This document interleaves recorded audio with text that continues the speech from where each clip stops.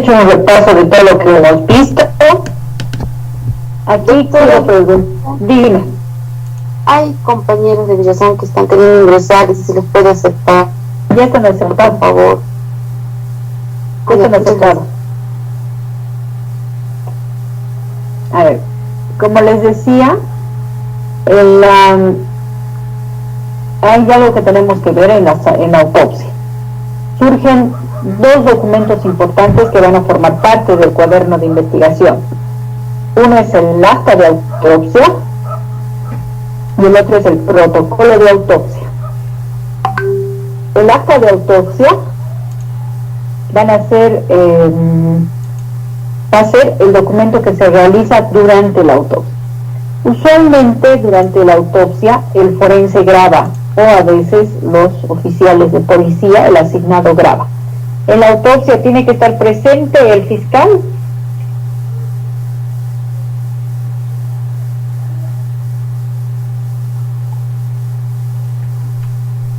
No. Según el Código de Procedimiento Penal tiene que estar presente, pero en muchas ocasiones no participa y firma posteriormente el acta de autopsia. Muchas veces por este tema la autopsia ha sido desestimada, sobre todo cuando se realiza en la etapa preliminar o en la etapa inicial del juicio, la desestiman porque no tiene la firma del fiscal. Andrea, ¿quieres decirme algo?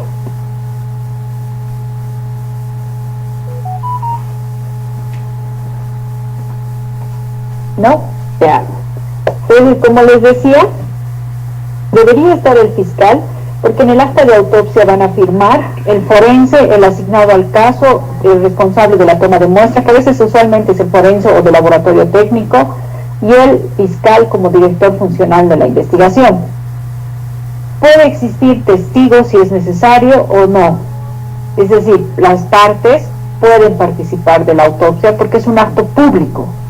Pueden participar de la autopsia, sobre todo con sus abogados, o pueden no participar. Es una decisión que van a tomar ellos. Ahora, el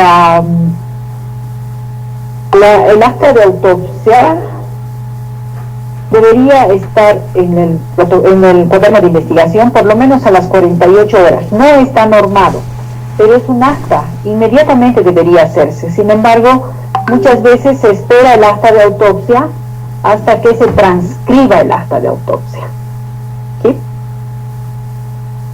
Muchas veces en eso es lo que más se demora, pero el acta de autopsia es importante porque ahí va a estar el tiempo que ha durado la autopsia, la descripción que realiza el mismo forense,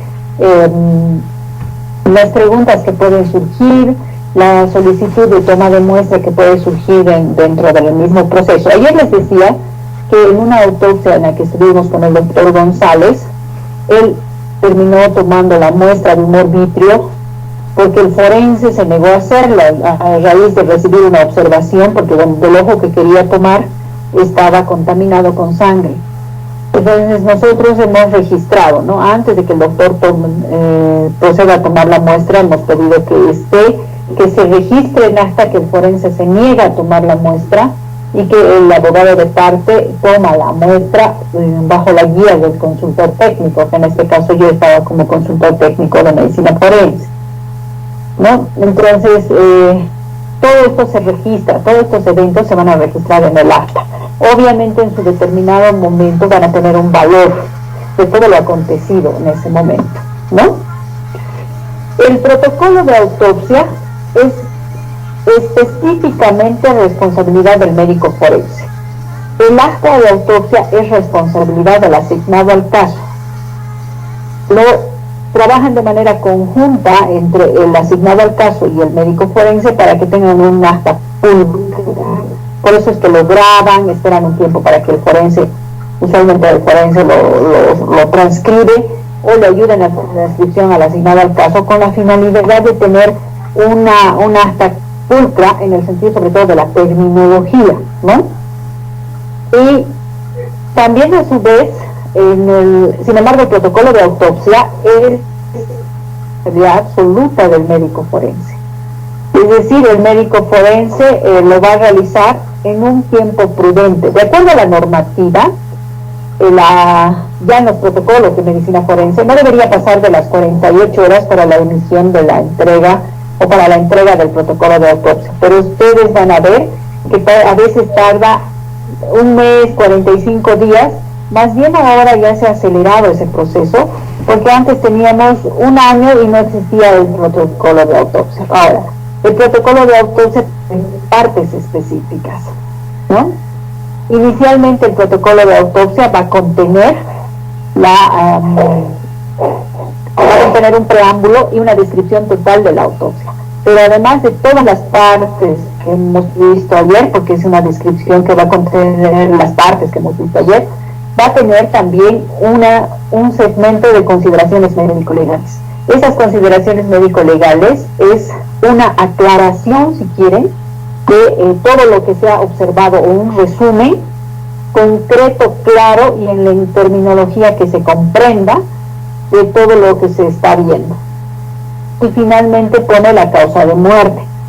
Dentro de las conclusiones van a estar los objetivos de la autopsia, o sea, va a estar el mecanismo, la manera, la data, la causa de muerte y va a estar la identificación del cadáver, ¿no?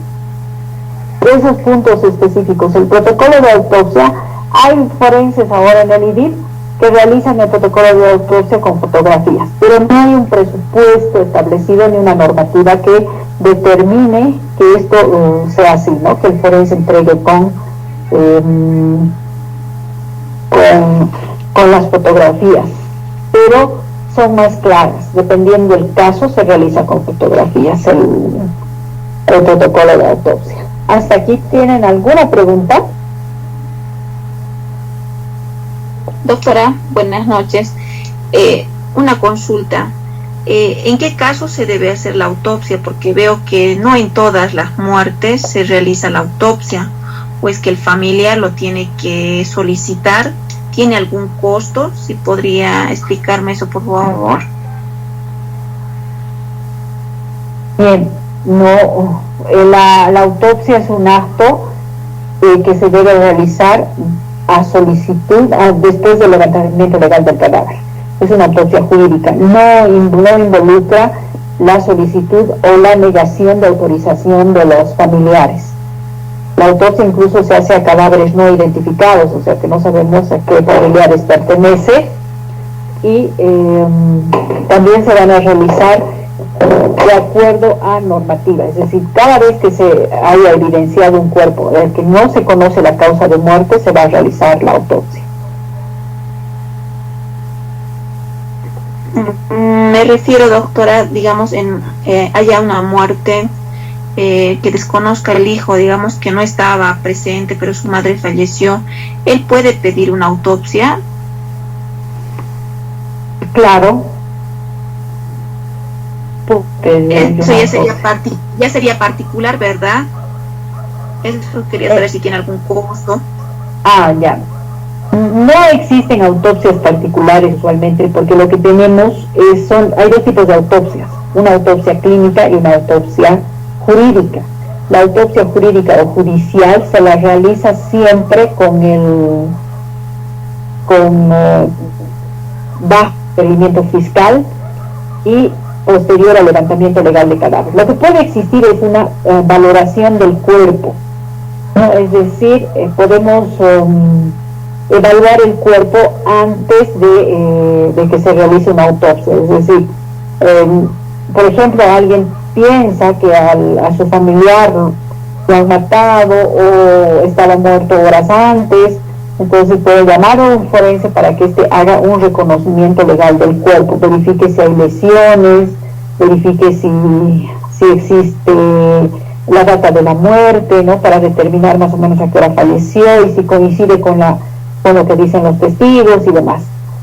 Pero si el forense en esa evaluación considera que se debe hacer autopsia, le va a sugerir y hay que iniciar todo el proceso, que es un levantamiento legal de cadáver con la policía y posterior comunicación a la unidad de homicidios, al fiscal de turno y formarse la investigación para determinar causa de muerte. Si en caso hiciera una autopsia particular un forense, podría ser denunciado por alterar la principal evidencia, porque el cuerpo es el principal indicio de que tras la autopsia se convierte en una evidencia, ¿no? Entonces, si se altera esta evidencia, que es el cuerpo, puede ser sometido el forense a un proceso penal. Y porque no se olviden que la autopsia inicial manda lo que nosotros vamos a ver, ¿no? El resultado de la autopsia inicial es fundamental para el curso de la investigación. La autopsia clínica ya no la realizamos. La autopsia clínica se la realizaba en hospitales con la finalidad de verificar la causa de muerte en pacientes enfermos. Por ejemplo, en este tema de COVID, no estábamos realizando autopsias, obviamente, por el temor a contagiarse, hasta que empezaron a hacer las autopsias en otros países que no era Bolivia, ¿no? Y ellos empezaron a identificar por ejemplo, que al COVID se asociaba problemas de coagulación. Esa es la finalidad de la autopsia clínica, pero en casos judiciales no las hacemos. Por ejemplo, si alguna persona considera que a su familiar ha sufrido de mala praxis médica y por eso ha fallecido en un hospital, no podemos realizarle la autopsia clínica. Tiene que ser una denuncia ante la policía, seguido de levantamiento legal de cadáver y todo el procedimiento hasta que llegue al Instituto de Investigaciones Forenses. ¿Les queda claro? Sí, doctora, muy claro. Muchas gracias. ¿Por qué? ¿Alguna otra pregunta? Doctorita, los dos tipos de autopsia son, uno es clínica y el otro es judicial. Sí, el clínico, sin embargo, no lo realizamos en Bolivia y ya casi en ninguna parte del mundo, solamente la judicial.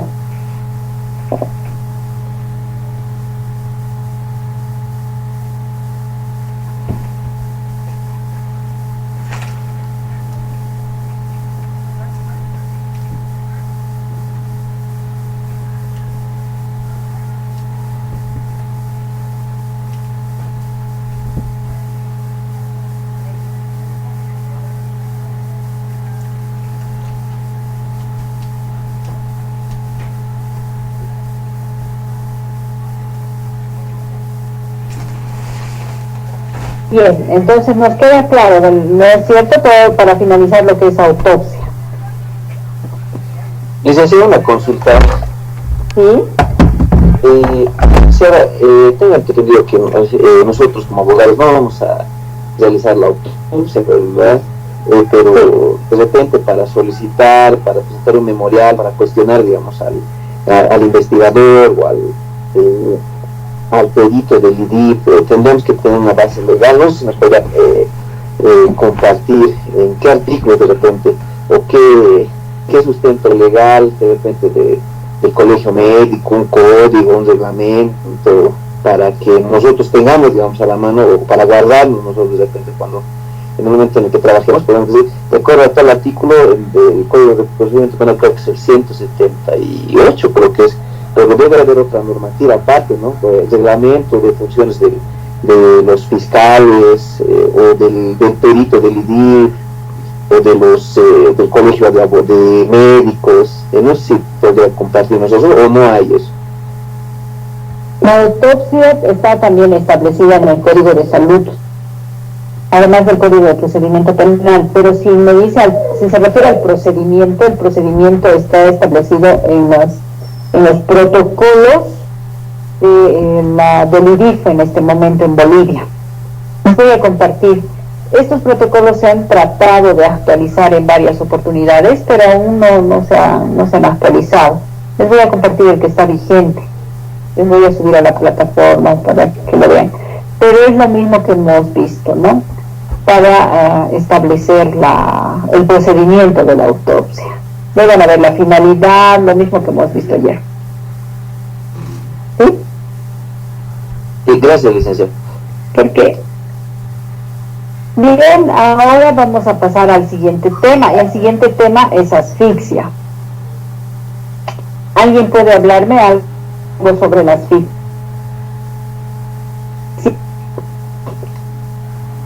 ¿Qué conocemos sobre asfixia?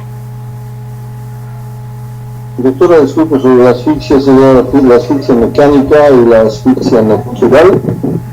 ¿Puede ser? Ya. ¿Qué diríamos de la asfixia mecánica?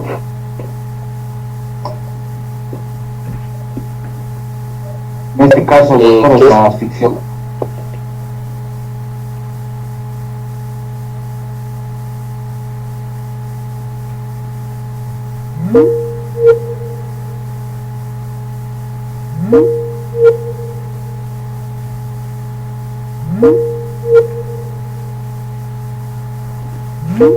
Paso de oxígeno hacia los pulmones y por tanto que ya no puede, los pulmones ya no pueden distribuir hacia las venas, las arterias, y ya no llega al cerebro y se produce muerte. Muy bien.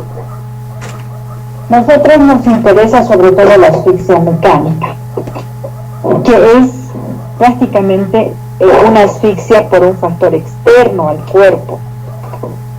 Dentro de lo que es la muerte violenta, no existe una por factor interno que importa al ámbito judicial, que es la broncoaspiración. La definición de asfixia es interesante porque todos consideramos que asfixia es falta de oxígeno, ¿no es cierto? ¿No? Pero en sí la asfixia se constituye. ¿Están viendo la imagen? ¿Logran verla? Sí, doctora, se ve. Sí, doctora. Ya. Vean lo que significa asfixia. A significa sin y pisos, latido. O sea, en realidad asfixia significa sin latido. Pero, como decía su compañero, es una interferencia de la función respiratoria. Ustedes ven aquí, en la imagen, el sistema respiratorio, constituido por los principales órganos, que son los pulmones, los bronquios, la tráquea, el sistema respiratorio, o si quieren, las vías aéreas superiores, que son la laringe, la nariz, las fosas nasales y la boca. Las vías inferiores empiezan de aquí, desde la tráquea, los bronquios y los pulmones. Todo este sistema tiene que estar funcionando de manera adecuada para que nosotros podamos respirar, ¿no? Inicialmente tiene que estar permeable, o sea, no tiene que haber una obstrucción externa ni interna para que podamos respirar, y además de todo el conducto, ¿no? A nivel pulmonar se encuentra esta unidad, que es la unidad más pequeñita del pulmón, como el alveolo, ¿no? Donde se produce el intercambio gaseoso. ¿Qué quiere decir eso? Que estas unidades funcionales anatómicas chiquititas, llamadas alveolos, su pared se conecta con un vaso sanguíneo. ¿Ven? Este es un vaso sanguíneo y este es el alveolo. Es lo que pasa que el alveolo le da al vaso sanguíneo dióxido de carbono y el vaso sanguíneo le pasa oxígeno. Ese es el intercambio gaseoso. Nosotros necesitamos que el oxígeno sea transportado por los glóbulos rojos hasta los pulmones para que haya este intercambio gaseoso. Y los alveolos le van a dar el dióxido de carbono, que es el gas que eliminamos después de utilizar el oxígeno. De manera que nosotros vamos a inspirar para meter aire y oxígeno y vamos a expirar para eliminar el dióxido de carbono. Aquí podemos hablar de un montón de cosas. Si se dan cuenta, la fisiología normal es esa la que les estoy diciendo. Pero si yo tengo un barbijo, ¿qué estoy haciendo? Estoy evitando eliminar el dióxido de carbono. Estoy respirando mi propio aire contaminado. Y eso va a sensibilizar mis pulmones a cualquier patología. Eso es lo que nos ha hecho la pandemia, ¿no? Lamentablemente hemos sacrificado la función pulmonar para podernos proteger de una infección que hemos considerado muy crítica, ¿no? Vean.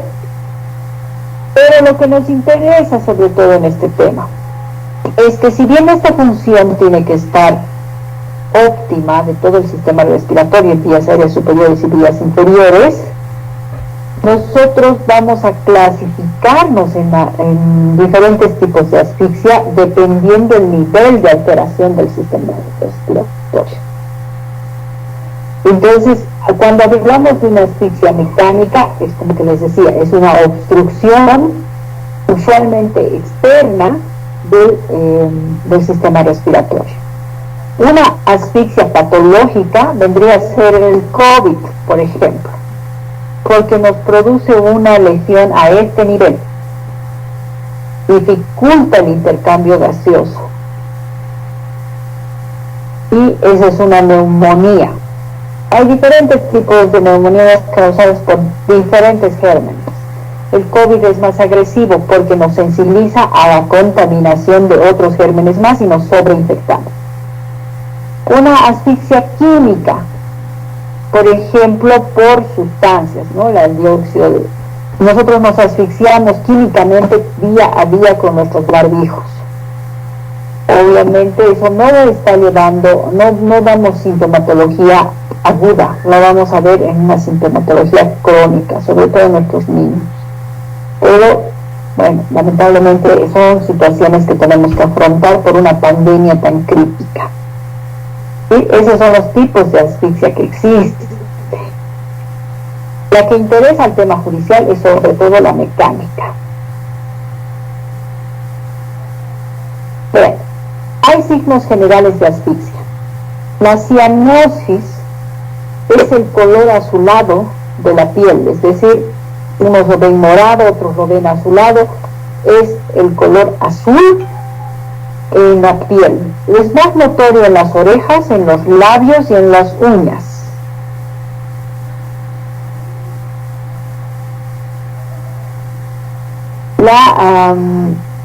Es indistinto de la edad, se va a ver la cianosis, o indistinto del color de piel, se va a notar la cianosis.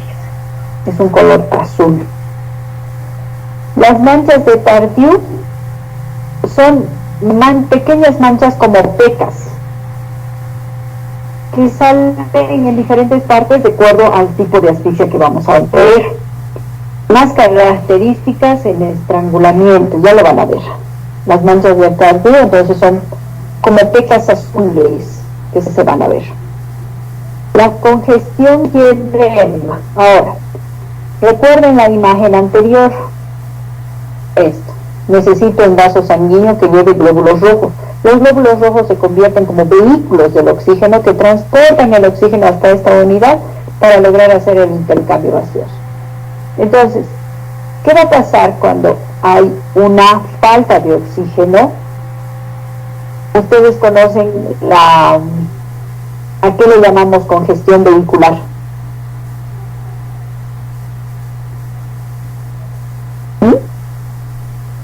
¿A qué le llamo congestión vehicular?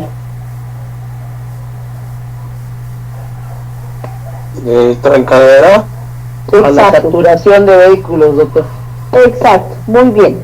Entonces, estamos hablando de lo mismo. Cuando se habla de congestión, quiere decir que en los vasos sanguíneos existe mucho glóbulo rojo.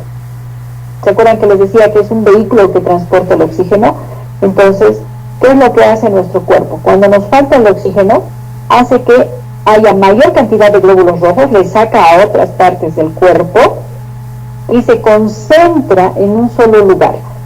¿En dónde se van a concentrar? Se van a concentrar en los órganos más importantes, llamados órganos vitales. Ahora, ¿puedo vivir sin cerebro? No, sería solo. Exacto, entonces es un órgano vital. ¿Puedo vivir sin corazón? Tampoco. Exacto. ¿Puedo vivir sin riñones? Puedo vivir con uno. Sí. Con uno, pero si no me faltan los dos, no puedo vivir. No se puede.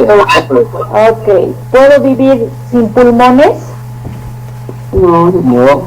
No, estos son los órganos vitales. Son órganos vitales, es decir, que no puedo vivir sin ellos. Corazón, cerebro principalmente, corazón, pulmones y riñones. ¿Puedo vivir con un pedazo de hígado? Sí, puedo vivir con un pedazo de hígado. ¿Sí? Entonces, la sangre se va a concentrarse y va a dar una congestión vascular, le llamamos, en estos órganos vitales. Porque nuestro cuerpo, al sentir falta de oxígeno, le va a llevar la mayor cantidad de oxígeno posible con la sangre, con los glóbulos rojos, hacia estos órganos vitales para mantener la vida. Ese es un mecanismo de defensa de nuestro organismo. ¿Y qué va a pasar cuando haya esta congestión? Lo mismo que pasa en las calles. Cuando hay mucho vehículo, hay una sobresaturación de vehículos en una calle, hay una trancadera, como decían sus compañeros. ¿Qué es lo que pasa? En nuestro cuerpo se va a hinchar. Las calles no se pueden expandir, pero nuestros órganos se van a hinchar. Y a eso se conoce como edema. Y van a aumentar de tamaño nuestros cuerpos porque hay mayor riego sanguíneo para tratar de darle mayor oxígeno a ese órgano. Van a crecer en tamaño. Y también van a ponerse más pesados. Lo vamos a ver en la autopsia. Cuando pesamos el cerebro, está más pesado del peso normal que tiene un cerebro. La fluidez sanguínea, ¿qué significa esto? Si todos los glóbulos rojos se están concentrando en los órganos vitales, ¿qué va a pasar a nivel de la piel? A nivel, por ejemplo, de las manos, de los pies. Si hay un corte, vamos a ver que está más líquida. Es como si todos los glóbulos rojos se han ido a esos otros órganos. Entonces han dejado la sangre libre de glóbulos rojos en la periferia. Y por eso se ve más fluida la sangre. Porque prácticamente la sangre tiene esa consistencia gracias a las células sanguíneas, que son los glóbulos rojos principalmente. ¿Sí? Ese es otro signo de la asfixia. Sabemos y recordamos de nuestra biología de colegio que el corazón tiene doble circulación, ¿no es cierto? Las cámaras izquierdas del corazón llevan la sangre hacia todo el resto de nuestro cuerpo y las cámaras derechas del corazón llevan hacia el pulmón y las vuelven a traer del pulmón, ¿no? O sea, las cámaras derechas del corazón, porque ustedes saben que el corazón está dividido en 4 cámaras, ¿no? Imagínense como los cuadrantes. Las derechas llevan la sangre hacia el pulmón y las vuelven a traer oxigenada, las llevan cargada de oxígeno en el intercambio gaseoso en pulmón y la sangre con oxígeno pasa al lado izquierdo y el lado izquierdo hace que a todo nuestro cuerpo, incluyendo el cerebro y demás, sangre, ¿sí? Entonces, a raíz de esto, nuestro corazón va a hacer que la parte derecha de sus cámaras se amplíen, se dilaten. ¿Por qué? Porque él considera que necesita que vaya más sangre hacia las pulmones para que se oxigenen más. Estos son los signos generales de la asfixia: la cianosis, las manchas de Tardieu, la congestión y el edema en órganos vitales sobre todo. Vamos a verificarla a nivel de piel, a nivel de la parte periférica de nuestro cuerpo, y la dilatación de las cámaras derechas del corazón. A todo esto se conoce como síndrome. ¿Hasta ahí alguna pregunta?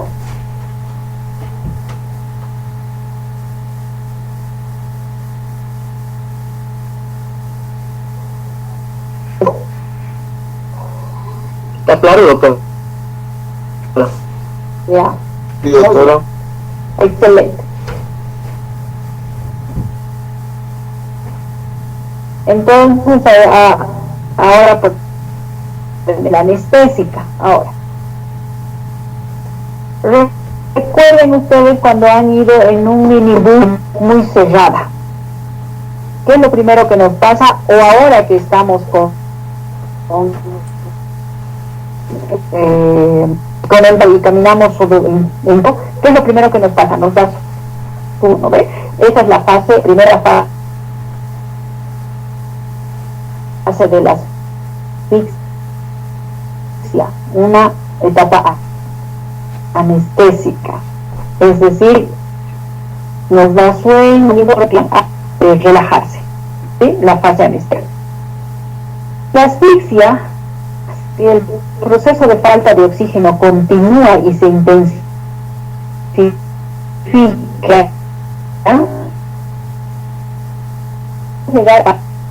cuando llegamos a la convulsiva, ya está dañado, por eso se dice que hay una excitación cortical y medular. Eso quiere decir que nuestro cerebro ya se está dañando por la falta de oxígeno. Y nuestro cuerpo va a convulsionar. ¿Sí? Luego está la fase asfíctica. Una vez que convulsiona nuestro cuerpo, pasa a presentar ya estos signos. Ya es la etapa, la fase asfíctica, y la víctima va a fallecer por asfixia. Entonces, vean ustedes, ¿hasta qué momento puede haber reanimación de parte de los enfermos de la salud?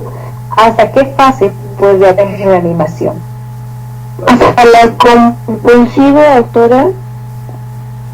Sí, porque después de la convulsiva tienes la casi probabilidad de que tengas un paciente con daño cerebral.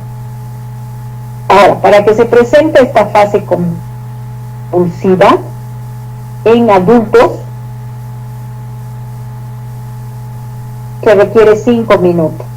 Por eso es que la reanimación cardiopulmonar antes de que se cumplan los 5 minutos, porque le va a faltar oxígeno y sangre a nuestro cerebro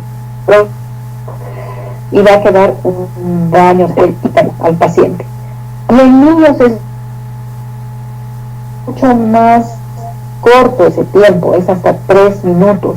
Ya para que no sea más 2, 4, realmente es tan relativo que se ha visto si las sesiones se realizan 40 minutos incluso de haberse presentado la fase convulsiva, y se ha logrado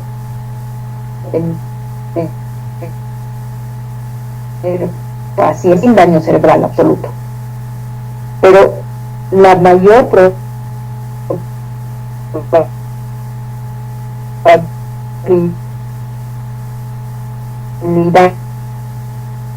es que exista un daño cerebral. ¿Sí?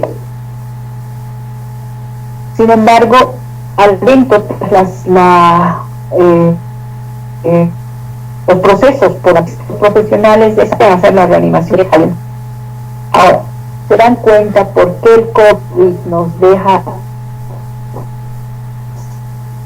secuelas neurológicas, porque es una asfixia crónica, o sea, es una asfixia en largo tiempo, no mecánica, dura, efecto inmediato.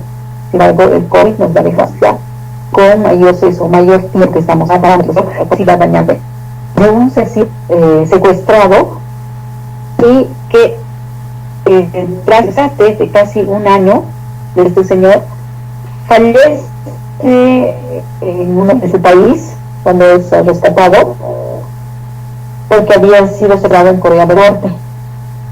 Este señor, en la autopsia se verifica daño cerebral microscópico, ¿no?, que demostraban las haber sido sometido a periodos de tortura por asfixia. ¿Sí? Entonces, nosotros podemos ir viendo paulatinamente en el tiempo cómo puede existir daño cerebral por la ausencia de oxígeno. ¿Sí? Hasta aquí las fases de la asfixia, ¿comprendido?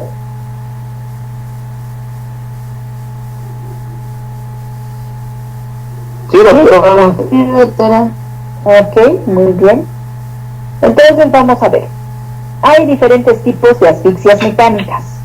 En sí, 4 que vamos a estudiar. Una es la sumersión en medio líquido, la ahorcadura, la estrangulación y la sofocación. La sofocación tiene 4 subtipos más, ¿no?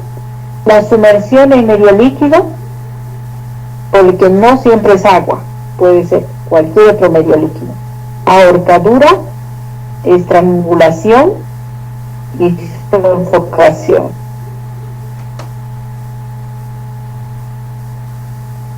Bien, ahora vamos a ver aquí. La asfixia por sumersión, la primera que vamos a ver. Les decía, en medio líquido. Vamos a ver signos cuando se retira el cuerpo del medio líquido. La asfixia por sumersión no necesita estar el cuerpo totalmente sumergido en agua, basta con que esté las vías aéreas superiores, ¿no? Con que esté la cabeza. En fosas nasales y boca sumergidas se logra la asfixia por sumersión en cualquier medio líquido. ¿Cuáles son los signos? Además de los signos generales de la asfixia, los característicos de asfixia de sumersión es el hongo de espuma, que es lo que estamos viendo aquí en el cadáver. ¿Por qué se da este hongo de espuma? El agua ingresa a los pulmones por ambas vías, fosas nasales y boca. Cuando ingresa, al momento que se retira el cuerpo del agua, en el movimiento, por inercia, sale el agua de los pulmones por las mismas vías, por la boca y por la nariz. Pero además el agua arrastra moco y sangre. Entonces se forma un hongo que es difícil de retirar, ¿vean? Se mueve junto con el cadáver, porque el moco mismo de las vías respiratorias le da la consistencia. Y es como una espuma de agua. Viene mezclado lo que es agua, moco y sangre. El hongo de espuma usualmente tapa ambas vías. Esa es la característica de asfixia por sumersión. Esto nos va a permitir establecer que el cadáver, que la víctima cayó viva al agua, porque ese es el punto principal en asfixia por sumersión. Establecer si el cadáver, o sea, si la víctima cayó viva y falleció por asfixia por sumersión, o lo lanzaron al agua para simular una asfixia por sumersión o para esconder el cuerpo. Entonces, claro está que si lanzamos un cadáver, no va a tener hongo de espuma, ¿no? ¿Por qué? Porque no va a tragar agua. Puede entrarse el agua por la nariz, pero no va a tragar como el efecto. Cuando nosotros entramos al agua vivos, abrimos la boca para tratar de respirar y instintivamente tratamos de meter aire por las fosas nasales y por la boca, y en ese intento de respirar nos tragamos agua y metemos agua a nuestros pulmones hasta asfixiarnos, ¿no?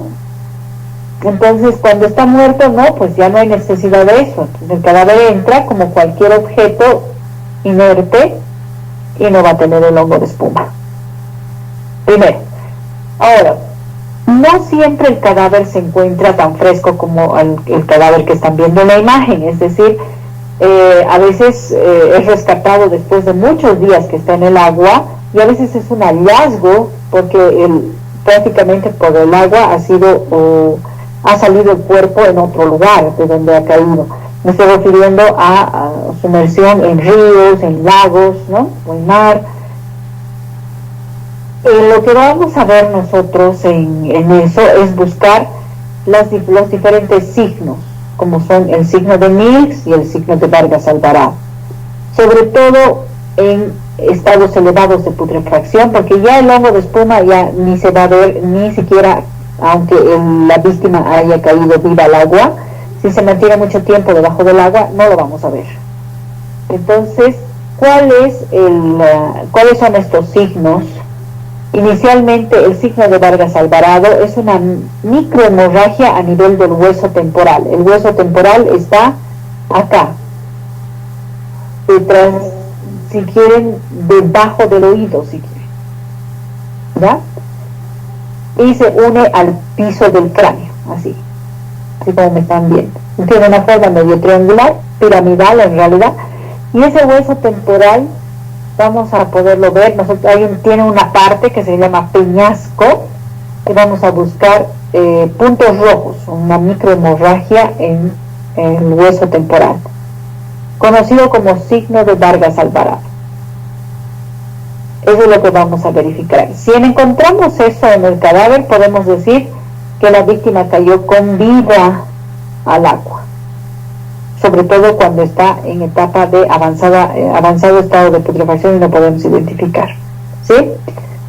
El signo de Mills también es un signo que vamos a poder evidenciar a nivel del hueso, del fémur, donde vamos a encontrar plancton, este famoso plancton. ¿Alguien ha visto Bob Esponja? Sí, doctora. ¿Se acuerdan del plancton? ¿Cómo era? Es chiquitito, es como una bacteria más o menos. Exacto. Es un microorganismo bien pequeñito que vive en el agua, ¿no es cierto? Entonces, el plancton se ingresa a los pulmones y pasa a través de los vasos sanguíneos, del alveolo y los vasos sanguíneos, puede llegar hasta los huesos y lo podemos encontrar al plancton. Ese es el signo de Mills. Ahora, plancton solo existe en el río y en los lagos, y existen diferentes especies de plancton.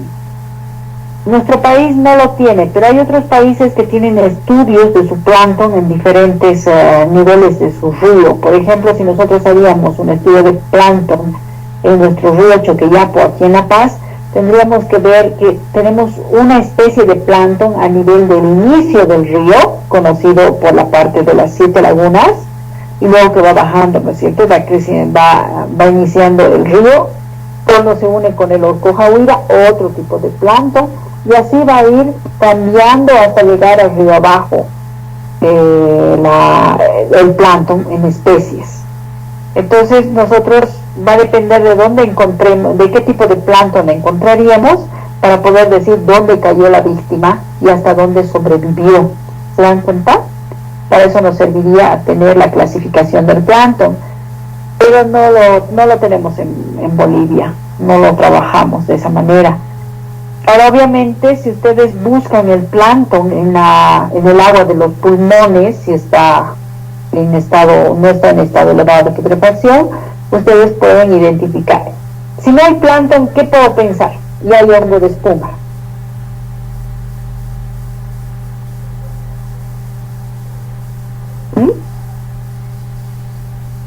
¿Que ha muerto en una piscina, licenciada? Sí, exacto, en una piscina, en la bañera, en cualquier otro lado, ¿no ves? Pero no en río. Ahora, el plancton, como les decía, es diferente en el río, a nivel de las diferentes alturas del río también es distinto, en el lago también es diferente, en el mar es diferente, son especies diferentes de plancton que podemos encontrar. ¿Sí? Es una forma también de identificar el lugar donde ha podido caer el cuerpo. ¿Qué son factores importantes a determinar de la asfixia? ¿Hasta aquí comprendido la asfixia por sumersión? Doctora, ¿Sí? buenas noches, una preguntita. ¿Cómo se diferencia de una epilepsia? Muchos han fallecido, ¿no? un río, alguna acequia, un canal de ciego, que sí, cuando son justo, cuando estamos sacando agua, otra vez.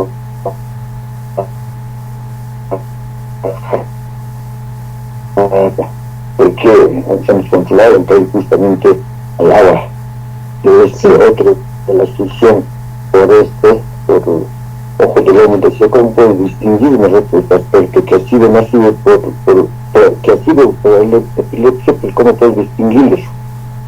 Diferenciar, digamos. En sí la asfixia por sumersión va a ser la causa de muerte de la víctima que haya tenido una epilepsia, o sea, haya tenido un ataque de epilepsia y se haya caído al sufrir este su ataque de epilepsia. Entonces, la causa de muerte es la razón por la que muere. Y la epilepsia no lo va a matar por sí sola. Lo que lo mata es caer al agua y absorber el agua y asfixiarse por sumersión. La causa de muerte va a seguir siendo la misma. Lo que nos va a diferenciar va a ser la manera de muerte. Usualmente la asfixia por sumersión es accidental. Entonces, muy rara vez es porque alguien lo ha tratado de asfixiar. Por ejemplo, si alguien lo trata de asfixiar, podría estar amarrado, como hacen con los animalitos, que ahora vemos, ¿no? Que los amarran o los botan con alguna piedra, con algo al agua, para que no pueda nadar, o los someten en una tina, con la cabeza solamente al agua. Esos aspectos nos van a dar otro tipo de lesiones que nos van a poder demostrar que la manera de muerte es homicida o violenta, pero una asfixia en este caso puede ser accidental. La manera de muerte usualmente es accidental, incluye que por alguna patología previa haya caído al agua. Por eso es importante también distinguirla, porque muchos matan posterior a matar a su víctima, lo lanzan al agua para simular una asfixia por sumersión, porque como la mayor parte de los casos de asfixia por sumersión son accidentales, dejan de ser investigados, ¿no? Para encubrir el hecho. ¿Esa parte queda clara? Perfecto, doctora, clarísima. Muy bien. Bien, entonces pasamos a la asfixia por estrangulación. Y les pongo al BART porque los signos son específicamente similares a los que vemos en esta caricatura. Van a ver. La asfixia por estrangulación se refiere a una obstrucción mecánica externa de las vías respiratorias y sobre todo a nivel del cuello. Entonces son vías aéreas ya inferiores, ¿no? Desde la tráquea. ¿Qué es lo que va a pasar? Se ha salido, ¿no? Sí, doctora, ya no se ve. Sí, enseguida lo vamos a volver a poner. ¿Qué es lo que pasa en la asfixia por estrangulación? Lo que vamos a ver es, además de los signos generales de asfixia, vamos a poder advertir, sobre todo las manchas de Tardieu son más notorias. Y a ver, ¿por qué? Porque hay un esfuerzo por respirar. La asfixia por estrangulación puede ser por estrangulación manual primero.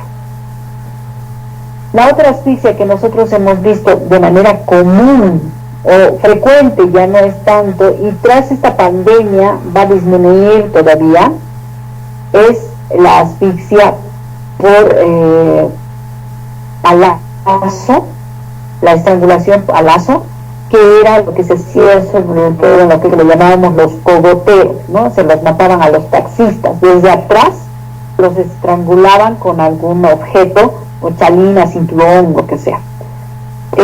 Esta asfixia a lazo, esta estrangulación a lazo, ya no vamos a verla mucho en los taxistas, sobre todo en aquellos que han puesto una para separar, para poder funcionar en el tema de la pandemia. Ellos han puesto una mampara, ¿no es cierto?, de madera, han puesto otros acrílicos que les separa de la parte posterior en el taxi. Entonces ellos además se están protegiendo, si se dan cuenta, tal vez ellos no se dieron cuenta de que además les va a servir para protegerse de los cogoteros. Obviamente que los que se han puesto un plástico no se van a proteger, ¿no? Ahora, en ambas, tanto a lazo como manual, vamos a poder ver estos signos que ustedes están viendo. Los ojos, ¿qué le pasa a los ojos del bar? Se salen, ¿no? A eso se conoce como protrusión ocular. Y vamos a ver protrusión ocular, los ojos salidos. ¿Qué pasa también? La lengua también se sale. Igual va a haber la protrusión lingual. Son signos específicos de estrangulación. Y luego vamos a ver el surco equimótico. Este surco equimótico lo vamos a diferenciar del surco del ahorcado, porque es muy similar y por eso es que vamos a verlo después de ver ahorcamiento. Pero además de todos los signos generales de asfixia, vamos a ver la equimosis lingual, unguial, perdón. La equimosis unguial es, en este caso no hay. Aquí puede ser, se van a marcar los dedos en el cuello, esa es una equimosis unguial, pero cuando se utiliza una asfixia, una estrangulación al lazo, vamos a identificar las escoriaciones unguiales. ¿Cómo es eso?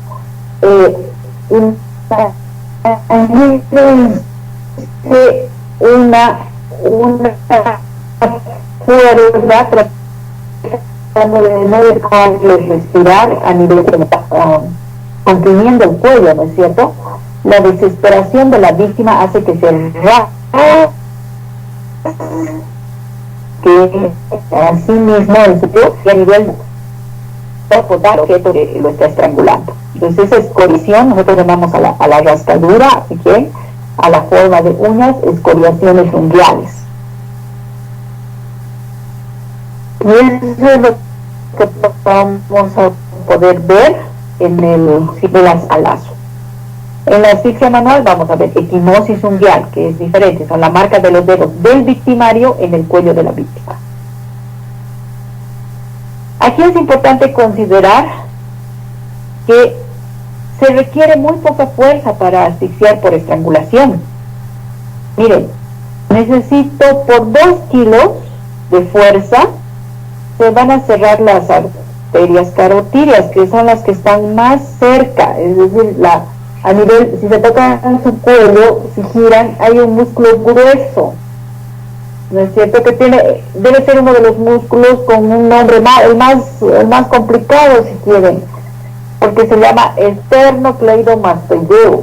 Es bien complicado el nombre del músculo, pero si ustedes lo ponen de costado en su cuello, van a sentir justo debajo de su oreja el músculo más grueso.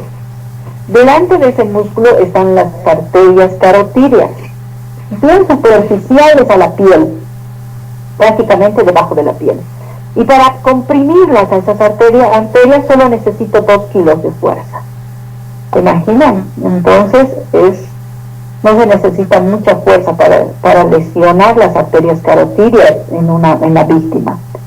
Necesito 15 kilos de fuerza para presionar y comprimir la laringe y la tráquea. Por encima de los 15 kilos de fuerza se van a comprimir lo que conocemos como los senos carotídeos. Estos senos carotídeos también se encuentran a ese nivel de ese músculo, un poco más profundo, y estos son como una área de nervios con como un globito de vaso vascular, un vaso sanguíneo, que además está inervado, o sea que además tiene nervios ahí, por eso se llama seno carotídeo. ¿Qué es lo que va a pasar con este seno carotídeo? Si se estimula, es decir, si se lo presiona, genera un paro cardiorrespiratorio inmediato, ¿sí? Entonces, no necesito mucha fuerza para poder estrangular a alguien, ¿se dan cuenta? Tanto manualmente como a lazo. cualquier objeto puede convertirse en el lazo para la estrangulación al lazo, cualquier objeto. Ahora, cuando he realizado autopsias, muchas veces me preguntaban, ¿puede ser una chalina? ¿Puede ser un pantalón? ¿Puede ser un cinturón? A veces el cinturón deja la marca clara del objeto. Se ve en el surco equimótico, podemos reconocer el objeto. A veces se ve una hebilla incluso en el surco equimótico.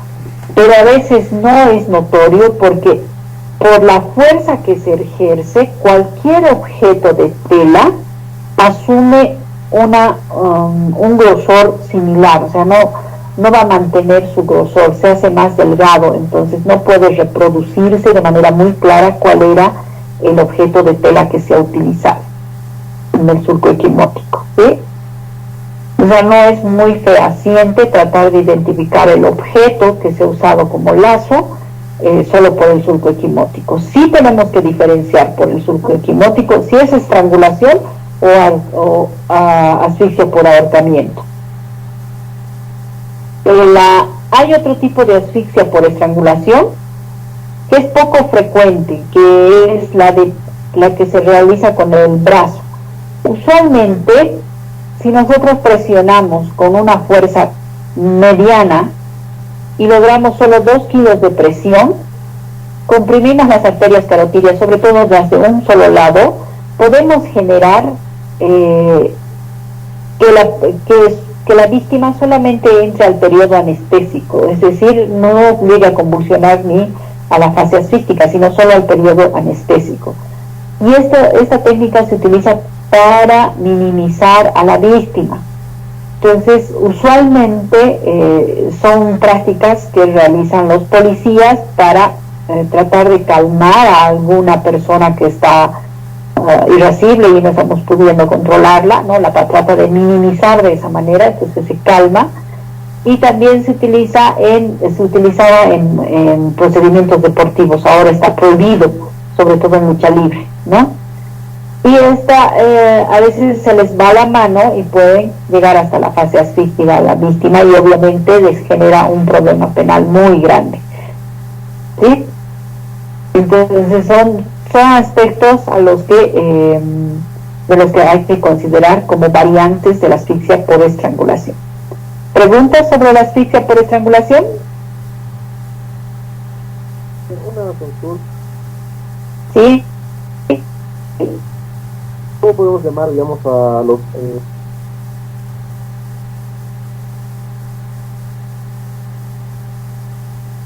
objetos con los que se realiza la asfixia por estrangulación? Cualquier objeto,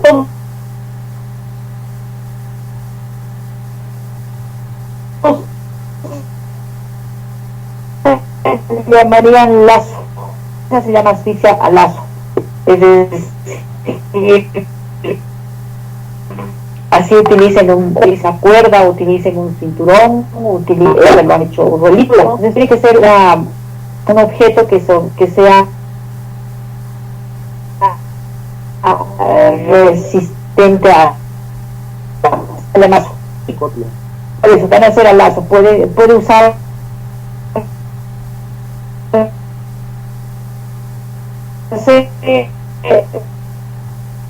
una chalina, puede usarse diferentes tipos de tela a cualquiera de ellos.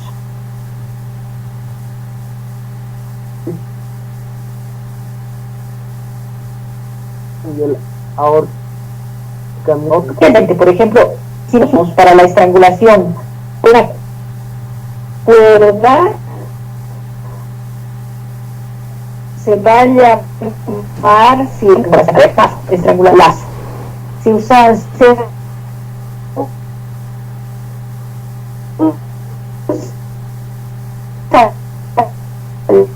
la misma a la cuerda, se va a llamar vínculo. Y van a ver pues aquí, pero doctora, perdón, ¿sí? una pregunta. ¿Qué pasa en las peleas que vemos por diferentes medios de comunicación y televisión? En este tiempo, cuando chica en el aire y que hay como muerto el que está peleando. Entonces, ¿qué tiempo necesita para que él ya no pueda, digamos, recuperarse sin hospitales? Porque después recupera, ¿no? Pasan 2-3 meses con eso recuperar. Pero que sí, sería para que ya no pueda volver y a recuperar. Si sobrepasamos los 5 minutos. Es decir, cuando comprimimos la arteria carotidia se va a desmayar, pero si inmediatamente soltamos, va a recuperar. Si seguimos presionando la intensidad, porque lo que va a pasar es que la víctima ejerce también fuerza por liberarse, y al ejercer fuerza por liberarse hace que su victimario también aumente la intensidad de la fuerza. Entonces va a ir subiendo de 2 kilos para más arriba y ya va a llegar a comprimir otras estructuras como laringe y tráquea, y ahí sí lo puede matar. ¿No? Muchas veces hay víctimas que se estrangulan solos, ¿no? Por tratar de liberarse, más bien se llegan a estrangular solos, sobre todo cuando se enredan en algún objeto. Eso pasa con los niños y los animalitos, por eso no hay que dejarles con ningún objeto que se pueda meter al cuello. ¿No? ¿Hasta ahí les quedó claro? Doctor, una consulta. Sí. Doctor, en caso de que la víctima o ya el cadáver, en el momento en el que estaba vivo, estaba en una situación de indefensión, por ejemplo, que estaba muy mareado o estaba bajo un medicamento o de repente estaba dormido profundamente y no estaba consciente en el momento de que se lo asfixia, se puede determinar también, o sea, aparte de una autopsia con los signos, digamos, externos, se puede identificar que no ha luchado, estaba en indefensión, estaba inconsciente de repente. Sí, poder identificar, porque cuando la víctima está consciente y se defiende, no es una estrangulación al lazo, se rasca o daña a sí mismo por tratar de sacarse el está comprimido y se va a tratar de defenderse rascándole a la víctima, ¿no? Y también para tratar de liberarse,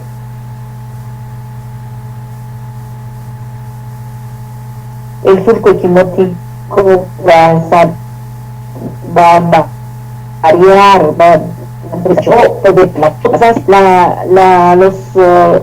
las manchas de cabrillo van a ser mayor cantidad. Mientras más luche, esas son, y gracias por hacerme pregunta, porque eso me permite recalcarles que las manchas de cabrillo son más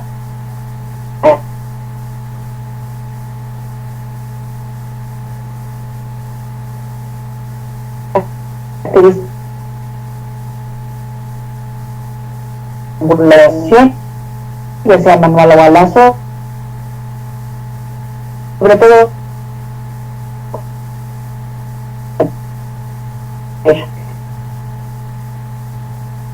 y nivel sangre inoculada.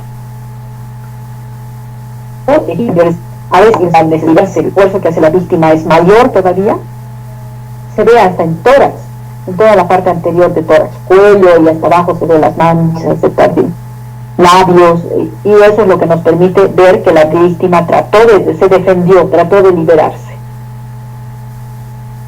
¿no? Gracias, doctora. Porque, Doctora, buenas noches. Tengo una consulta. Mira, yo he conocido un caso de un feminicidio y resulta que la chica apareció colgada. Entonces había la duda entre si realmente se había suicidado o si su expareja la había matado. Entonces había un problema con el tema de las huellas del cuello, ¿verdad?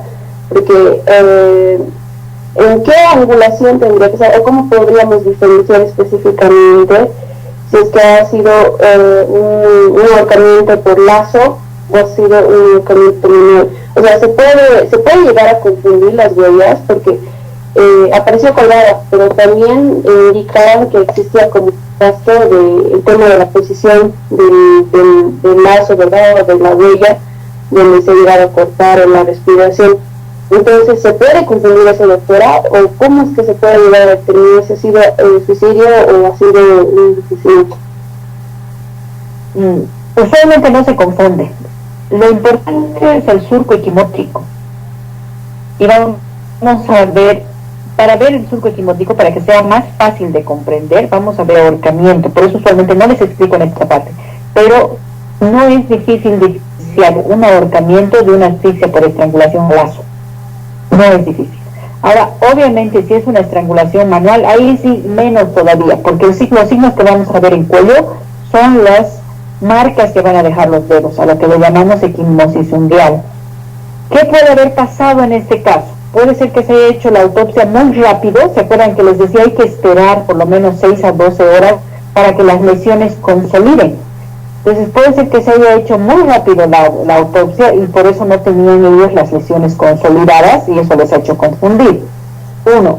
2, tal vez era muy cachorro su forense, ¿no? Entonces, bueno, ese es un tema de experiencia, pero no es posible confundir los signos, porque incluso en el ahorcamiento no tenemos la protrusión ocular y no tenemos la protrusión lingual.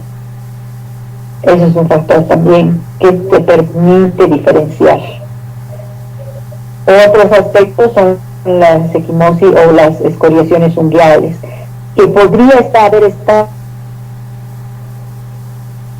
mucho y que con niños ¿se dan cuenta? Muy rara vez se va a verificar aquí. Mejor, vamos a ver ahorcamiento y ahí van a ver lo que es surco equimoto y les va a ser mucho más fácil poder determinar. Bueno,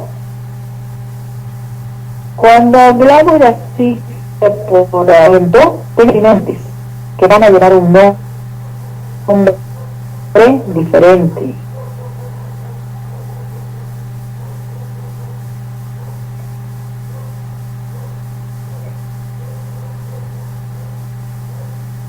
Por ejemplo, les decía, puedo usar una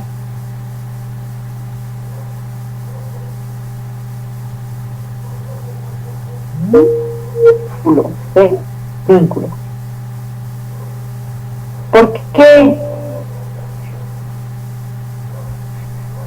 Porque vincula víctima con un área. Ustedes, si va a tener dos nudos aquí y otro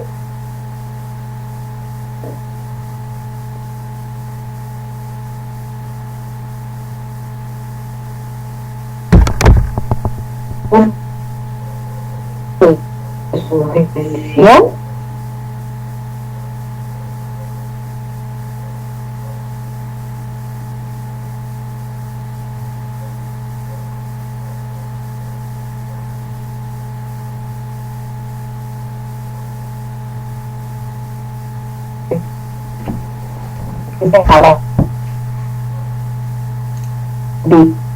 de sujeción puede ser porque describe el peso de la víctima.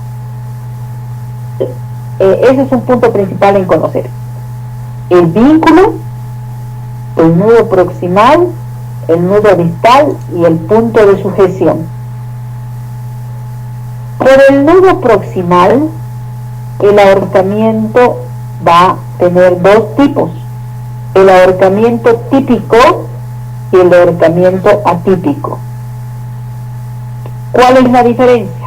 El ahorcamiento típico es cuando el nudo proximal se encuentra en la parte posterior del cuello, es decir, que da casi a la nuca, ¿no? Lo común que nosotros vemos hasta en las películas.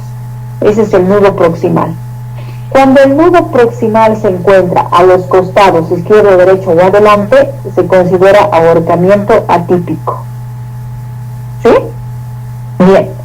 Por la suspensión que quiere, como es en este caso, como péndulo, se va a considerar un ahorcamiento completo o un ahorcamiento incompleto. Aquí están viendo ustedes un ahorcamiento completo, porque todo su cuerpo está pendiendo, está pendiente, si quieren, como un péndulo. Ninguna parte de su cuerpo está apoyado a ninguna superficie. Eso es un ahorcamiento completo. Un ahorcamiento incompleto, lo van a ver aquí está. ¿Ven? Ahorcamiento completo, ahorcamiento incompleto. Ahora, unos dirán, pero es posible que se ahorque así, porque todos esperamos que sea este tipo de ahorcamiento. Sí, porque se acuerdan que les mostraba que no necesito mucha fuerza para comprimir las arterias carotídeas y las estructuras del cuello. La cabeza pesa entre 5 a 7 kilos. En el varón pesa más, alrededor de 1,5 kilos más que en el de la mujer. Y esto es por los músculos, ¿no? No por otra cosa. Pero es suficiente, imagínense, 5 kilos, que es el peso de la cabeza de una mujer, es suficiente para producir la asfixia por ahorcamiento. Como en este caso, que sería incompleto. Mire, casi gran parte de su cuerpo está apoyado a alguna superficie. La parte de su tórax, su hombro y su brazo está apoyada al árbol, y sus piernas están apoyadas al piso, y aún así logra la asfixia por ahorcamiento. Uno de los casos más raros que yo he visto ha sido de un muchacho que se ahorcó en el parachoques del minibús. Imagínense tan bajito que es el parachoques del minibús. ¿Qué hizo? Se metió bajo el minibús y se colgó con las pitas de su zapato. O sea, se ahorcó con las pitas de su zapato colgado a al parachoques del minibús. Lamentablemente, como era un caso tan raro, generó un proceso penal a la dueña del minibús, al esposo de la dueña del minibús, y ellos estuvieron incluso detenidos con detención preventiva. Antes no era como ahora, que la detención preventiva se da mientras dure la etapa preparatoria. Allá no, en aquellas oportunidades no, estuvieron casi detenidos 2 años, y porque era muy difícil creer que él se había ahorcado de esa manera, ¿no? Porque era un caso muy, muy raro. Pero eso fue uno de los casos más raros que se vio, y sí es posible, porque no necesitamos mucho peso para lograr el ahorcamiento, ¿no? Pues eso primero tenemos que conocer, las diferencias y los tipos de ahorcamiento. Ahora,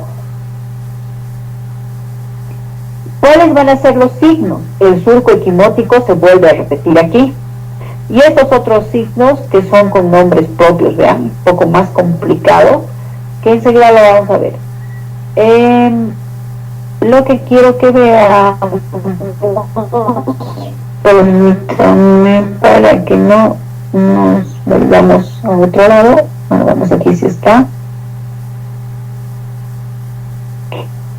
Bien, este es el surco equimótico. ¿Ya? Ahora, pónganse en el lugar. Si hay una asfixia al lazo, imagínense la posición del conductor, porque es la más común, ¿no? Para que ustedes se den cuenta. Para que sea una asfixia al lazo, tienen que estar tras de ustedes, pueden estar adelante, pero es más difícil porque ustedes se van a poder defender. O sea, la víctima se va a poder defender a menos que esté inconsciente.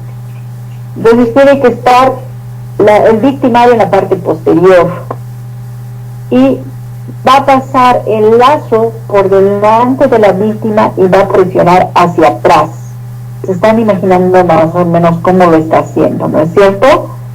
Entonces la víctima va a tener, vean, el lazo va a estar, dividimos el cuello en 3, ¿sí? 1, 2, 3 tercios. El surco equimótico en estrangulación se va a ubicar al medio, en el tercio medio del cuello. ¿Sí? Sin embargo, como el cuerpo en el ahorcamiento, vean el lazo donde está, ¿no es cierto? ¿Ven? Y aquí también. Entonces el surco equimótico se va a localizar en el tercio superior del cuello. ¿Sí? Ahora, además, el surco equimótico en la estrangulación va a ser incompleto porque cerrando un círculo alrededor del cuello, solamente generan la compresión en la parte anterior y lateral del cuello. No se imaginan cómo están haciendo. Va a haber un espacio en la parte posterior del cuello que no va a marcarse el surco equimótico. Y eso es una asfixia, eso es un surco equimótico incompleto. Sin embargo, en el ahorcamiento, el vínculo rodea todo el cuello, por lo tanto se va a ver un surco equimótico completo. Ahora, con la pregunta de su compañera, ¿creen que es difícil reconocer? No, ¿no ve? 1, 2, vean el rostro de esta víctima. Tiene más puntos azules en su cara, ¿no es cierto?, con más pecas. Incluso se lo ve más moreno. Noten la diferencia del color de su piel con su cuerpo y su cara. ¿No ves? Es por el esfuerzo que ha hecho él para defenderse y liberarse de la asfixia por estrangulación. Sin embargo, él, no, miren el color de su piel, en su cara y en su cuello son el mismo color de su piel. No hay modificación. Entonces, eso también nos permite ver que es un ahorcamiento y no una estrangulación. Simple es la diferencia del surco equimótico y los otros signos que vamos a poder verificar. No podemos ver los ojos del ahorcado, pero miren los ojos del estrangulado, sobresalidos, ¿no? Y por la posición que hemos puesto nosotros para ver el surco equimótico es que no se ve la protrusión lingual, pero usualmente se ve el cuello, la lengua. Otro aspecto, cuando se hace el levantamiento legal del cadáver, usualmente se encuentra de esta manera el cuerpo, nos van a traer a la morgue con el vínculo. Y nosotros tenemos que tener mucho cuidado al retirar el vínculo. Igual que en el estudio de las vestimentas, tenemos que tener mucho cuidado de no contaminarlo, porque sí podemos encontrar células dérmicas de los victimarios, o de la propia víctima, si es que él se ha colgado, ¿no? Y en el caso del lazo, de la estrangulación al lazo, lamentablemente muy rara vez encontramos el lazo. Una sola vez nosotros encontramos el lazo al lado del cuerpo de las víctimas y usaron increíblemente una bolsa de estas negras de basura que la hicieron como rollito y realmente les permitió una resistencia increíble. Nos sorprendían, ¿no? Que se podía ver que se pudo mantener la fuerza para poder hacer la estrangulación. ¿Y hasta aquí tienen preguntas?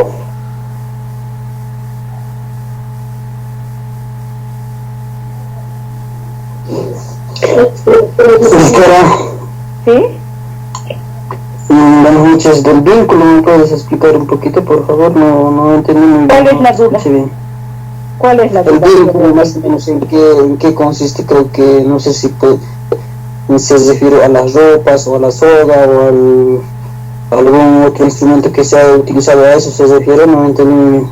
Cualquier objeto puede ser utilizado como vínculo. Lleva el nombre de vínculo porque vincula el cuerpo con el punto de sujeción.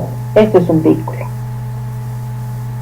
¿Sí? Puede ser soga, puede ser ropa, puede ser cinturón, puede ser chalina, puede ser cualquier objeto que se utilice para sujetar el cuerpo al punto de sujeción, va a considerarse vínculo. Es el nombre que le da la criminalística al objeto que se utiliza.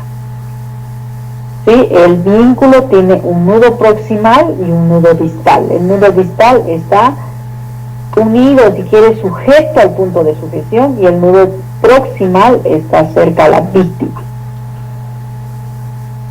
¿Sí? ¿Queda claro?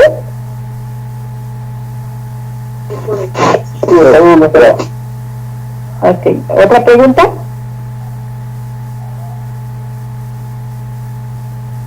Doctora, ¿Sí? no me gustó bien el concepto de asfixia por estrangulación. Es la estrangulación y el ahorcamiento es una compresión del cuello externa, extrínseca, ¿no ves? Una compresión extrínseca del cuello. Una sola oportunidad, en una sola oportunidad, nosotros tuvimos que poner asfixia por compresión extrínseca del cuello porque el surco equimótico era extraño, si quieren, no se podía diferenciar. Parecía que tuviera dos signos equimóticos porque tenía tanto en la parte del tercio medio como en la parte del tercio superior. Y era un caso del señor Cuba, que falleció en instancias policiales aquí en La Paz. Se veía aquí y aquí el surco equimótico, era como si tuviera doble, ¿no? Entonces eso nos llevó a pensar a poner compresión extrínseca del cuello. Sin embargo, tras el estudio de las manchas de Tardieu, no puedo diferenciar nosotros si era estrangulación o ahorcamiento. Vaya que se sale mi presentación.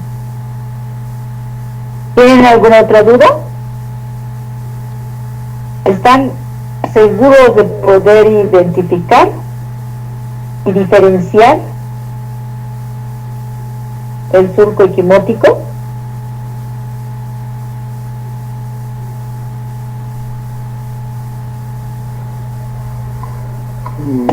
sí, doctora. Sí, ¿no es? No es difícil. Dicen, el surco óptico, supongamos que ha habido un estrangulamiento, pero no ha bastado con las manos, digamos, del asesino, y ha decidido ponerle tal vez un agente constrictor, digamos, una soga más, una bolsa más para disimularlo, digamos. Eso, ¿cómo se ve, digamos, doctora? ¿Tienen que pasar, como usted dijo, 12 horas para ver? Y si se ve abajo de la piel o cómo se ve eso. Aquí vamos a ver. Miren. Estos son además del surco equimótico, estos son los signos característicos de una muerte por ahorcamiento. El signo de Amusa es en los músculos se ven hemorragias. O sea, va a haber una microhemorragia en ese músculo grueso que les digo, el esternocleidomastoideo. Lo abrimos y hay puntos rojos y a veces grandes desgarros. El signo de Martin son los desgarros con hemorragia. El signo de Lesse ya son los desgarros y las lesiones en las paredes de las arterias y de las venas del cuello. Y el signo de Siemke ya va un desgarro más profundo, puede tener un desgarro, una lesión a nivel de vasos sanguíneos que están muy cerca de las vértebras incluso, ¿sí? La hemorragia en músculos es lo que estamos viendo aquí. Las fracturas del hueso hioides, que es el huesito en el cuello, que se parece mucho al huesito que agarramos en el pollo para hacer suerte, no ve quién se queda con la parte del medio, igual es el hioides, y ese se fractura solo en ahorcamiento, no se fractura en estrangulación. Y a veces llega la compresión por ahorcamiento, a veces llega hasta fractura de la tráquea por el peso del cuerpo, sobre todo cuando el ahorcamiento es completo. Ustedes saben, un adulto que va a pesar más de 60 kilos, que está ejerciendo esa fuerza de 60 kilos hacia su cuello. Si con 15 ya lográbamos comprimir la tráquea, con 60 kilos la podemos romper. Entonces estos signos vamos a ver solo en ahorcamiento, no en estrangulación. El surco equimótico no es suficiente para poder diferenciar, aunque es lo más fácil para poder diferenciar a simple vista.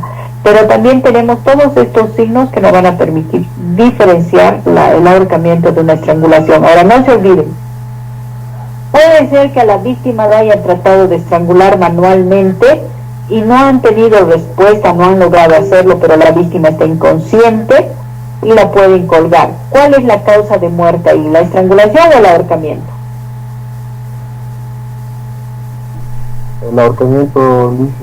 Claro, porque es el hecho ulterior, ¿no ves? Lo último con lo que yo logro la muerte. Entonces la causa de muerte es el ahorcamiento. Y yo voy a encontrar estos signos. Puede ser que tenga dos surcos equinóticos, como les contaba en el caso, pero si encuentro estos signos voy a poderlo diferenciar y voy a saber cuál ha sido la causa de muerte. Ahora, ahí hay que considerar, obviamente, una persona que tenga signos de estrangulación, pero que su causa de muerte sea ahorcamiento porque encuentro estos signos, no es una muerte accidental ni suicida, ¿no ve? Es nomás homicida, ¿no? Porque inconsciente él no se va a colgar. Miren, nosotros yo he visto un caso en Cochabamba, cuando estaba en el IDIR, de un indigente que fallecía por ahorcamiento, ¿no? Lo extraño es que cuando hicimos la autopsia, él padecía una patología pulmonar, él estaba con tuberculosis avanzada, una neumonía crítica. ¿Y con qué fuerza se va a ahorcar él? Pues, ¿qué decían sus compañeros? Que él se ha ahorcado y bueno, ¿no? Pero en realidad, ¿qué hacen los indigentes? Son igual que los animalitos. Cuando ven a uno que está débil, lo terminan para que, si quieren, entre comillas, no sufra, ¿no? Entonces ellos mismos lo ahorcaron porque sabían que no iba a salvarse, pero se dieron cuenta que su patología era muy grave. Y eso es lo que nos vamos a dar cuenta nosotros. El ahorcamiento es muy, muy común de suicidio, como una causa de muerte violenta, pero por suicidio. Pero puede ser un homicidio o un asesinato dependiendo de las características del contexto. Por eso es muy importante la primera autopsia, para poder identificar todo esto, ¿no? ¿Tienen alguna otra pregunta? ¿Comprenden hasta ahí? ¿Les queda claro? Sí, doctora. Sí, doctora. Muy bien. Bien, entonces tenemos ambas haber estudiado tres tipos de asfixias mecánicas. Hemos visto la asfixia por sumersión, la asfixia por estrangulación y la asfixia por ahorcamiento. El martes vamos a continuar para ver la asfixia por sufocación, porque vean, es larga y además la información es muy cargada para que ustedes la puedan ir asimilando, ¿sí? Nos quedamos con estas. ¿Tienen alguna duda, pregunta, un comentario, algo que quieran realizar? Licenciada, una consulta. En la asfixia por sumersión, en el caso de que el cadáver flote, o sea, se puede determinar de repente si solamente lo han echado al agua ya muerto, o para simular de repente de que sea ha muerto en el agua. ¿Por qué flota el cadáver o hay cadáveres de repente que no flotan? Esa es la consulta. El cadáver flota por una etapa de los fenómenos cadavéricos de la putrefacción, ¿no? Lo primero lo que pasa es que en las etapas de la putrefacción existe lo que llamamos el periodo enfisematoso, es decir, las bacterias generan gas y estas hacen que se hinche el cuerpo, entonces y por eso llega a flotar. Ahora, el cadáver va a flotar, si estamos hablando de río, por ejemplo, o lago, va a depender de la temperatura del agua para que llegue a flotar. Es decir, en lago, que es más frío usualmente, el cadáver va a flotar entre 5 a 7 días. En nuestro lago Titicaca llega a flotar entre el 10º al 12º día. Por eso es que cuando se cae una persona y la buscan y no la logran rescatar, bueno, entonces ya se supone que ha fallecido. ¿Y qué dicen los lugareños? El cadáver va a salir, claro, va a flotar, pero va a flotar en ese tiempo. Va a flotar usualmente en 7 días, pero en nuestro lago Titicaca, que es más alto y más frío, usualmente flota entre el 10 a 12 día. Ahora, si estamos hablando de invierno, peor todavía, ¿no? Se puede ampliar ese tiempo. En aguas tibias, como en los ríos, y si estamos hablando de ríos orientales, o sea, de nuestro oriente también, flota entre 3 a 5 días. ¿Por qué? Porque el agua caliente acelera el proceso de putrefacción, entonces el cadáver entra en este periodo enfisematoso, que se hincha o se inflama, si quieren, o se infla el cadáver y flota más rápido en agua caliente que en agua fría, por eso tarda más en los lagos. Independientemente de si el cuerpo o la víctima ha caído con vida o ha sido lanzado después de muerto, independientemente de eso. ¿Por qué? Porque el periodo, la putrefacción se presenta igual en ambos cuerpos, inicia el momento de la muerte. ¿Comprendido? Sí, licenciada, y en un, hablando de la putrefacción, en un ahorcamiento, en una suspensión completa, más o menos, ¿cuánto tiempo se tiene, digamos, para que el surco equimótico se va a perder, o sea, por el peso y por la putrefacción, por el deterioro del cuerpo se va a perder? Entonces, más o menos, ¿en cuántos días se pierde? O sea, porque se va a empezar a deshacer la piel, yo creo, va a empezar a recorrer, entonces el surco equimótico se va a perder, se va a alterar. Entonces, más o menos, ¿en cuántos días? Desde el día de la muerte hasta, no sé, 1 mes, 2 meses, 3 semanas, ¿cuánto tiempo la putrefacción que va a afectar? Dependiendo, usualmente no se desaparece el surco, porque es como este caso, se va a pergaminar más bien, o sea, se vuelve como cuero, ¿ven? Parece que tuviera una gargantilla de cuero.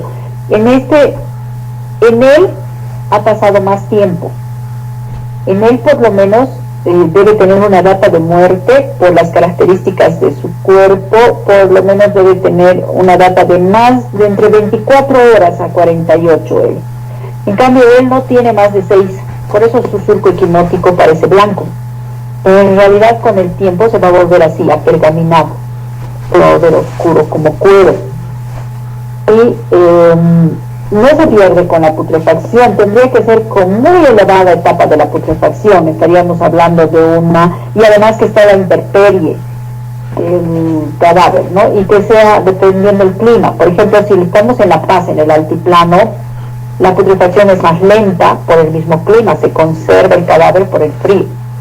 Sin embargo, en el oriente, o en un lugar caliente como la Asunta, se va a ver más rápido la putrefacción.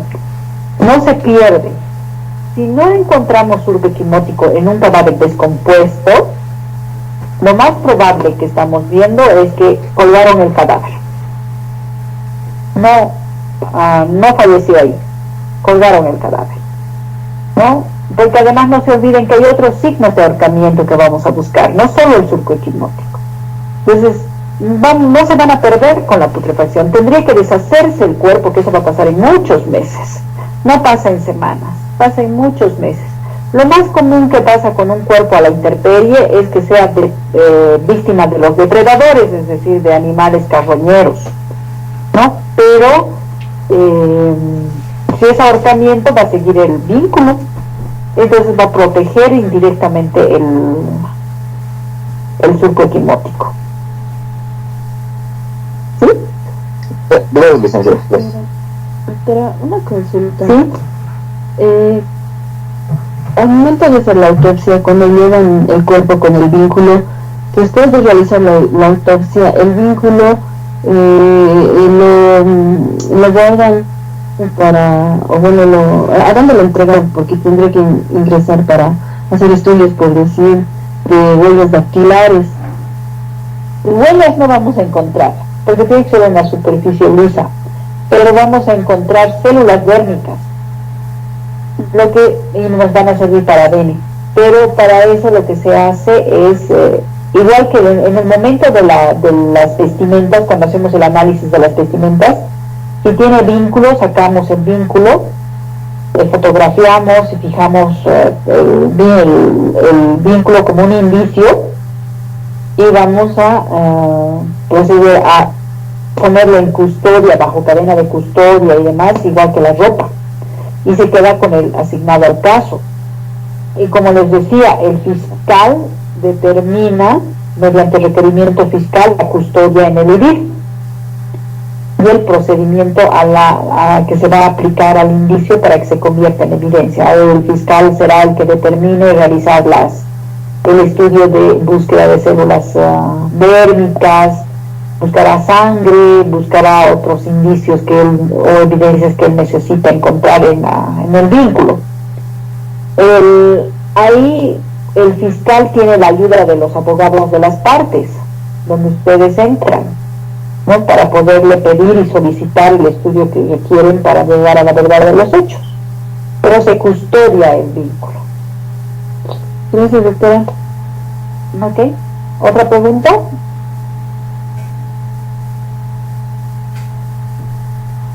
¿Nada?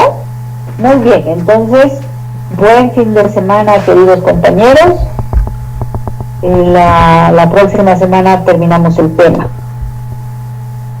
Adelante, Luis. Doctora, una consulta. Doctora.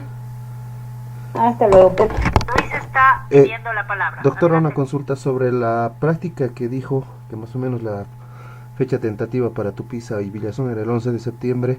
¿Cuándo nos confirmaría eso? El martes, porque en realidad estamos viendo que sea una práctica que se pueda realizar con los tutores allá, para poder ver cómo lo vamos a hacer. Tenemos que poderla replicar tanto en La Paz como allá. Vamos a tener una reunión con el doctor Camino el lunes y el martes yo ya les voy a informar. De todos modos, yo creo que después de la reunión vamos a subirlo a la plataforma, a la actividad. Bueno, gracias. Ok. Porque bien, si no tienen más preguntas, gracias por su tiempo.